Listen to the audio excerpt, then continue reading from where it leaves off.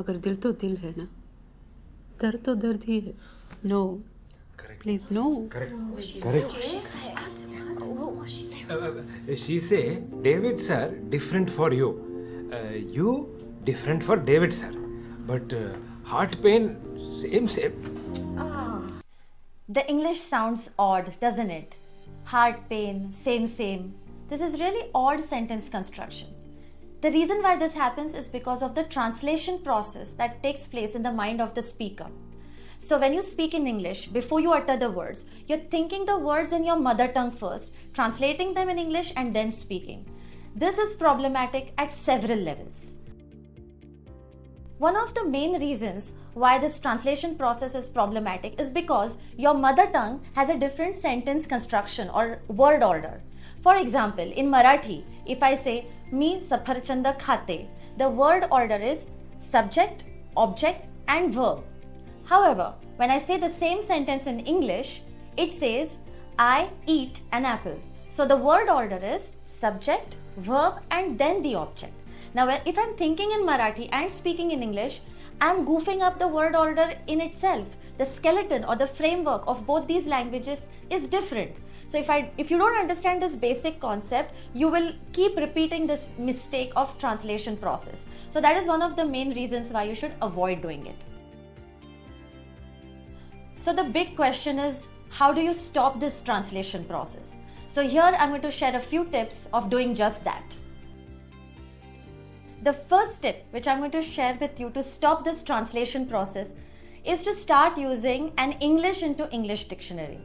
This is really important because if you are using Marathi into English or English into Marathi dictionary, it is not going to help you to stop your thought process of thinking in Marathi or whatever your mother tongue and then speaking in English. So it has to be an English into English dictionary. Guys, if you're not using a dictionary at the moment, and if you're really sincere and motivated to improve your English language, a dictionary is your best friend. So you must get into the habit of using a dictionary. And for this purpose, I recommend you all download an app called dictionary.com. It is free and easily available. So you must start using this app on a regular basis to improve your language. The next tip I'm going to share with you is you can respond to simple questions in English. Everyday questions, everyday conversations with people. For example, are you going out?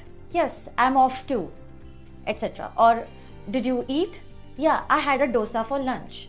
So when you respond to these simple questions in English, your thought process starts in English. Next tip. So you should always associate words with images or feelings rather than translations.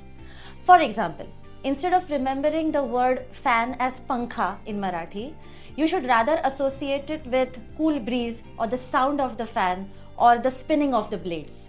The next tip I'm going to share with you, personally I find it really helpful, and that is to immerse yourself mentally in the language. I'll give you simple examples. For example, change the language on your phone from your regional language or your mother tongue to English. Or if you call a call center, a customer service center, they'll ask you, press 1 for English, press 2 for Hindi, press 3 for Marathi. Don't go for the easier option. You'll shy away from pressing 1, which is for English, but do that. Find opportunities around you where you can use English, where you expose yourself to English.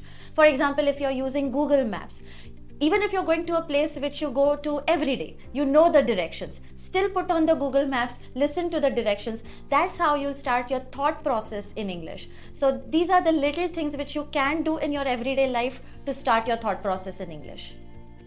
I will share some videos on how to improve your word power. So continue watching our videos, like, share and subscribe. Enjoy English.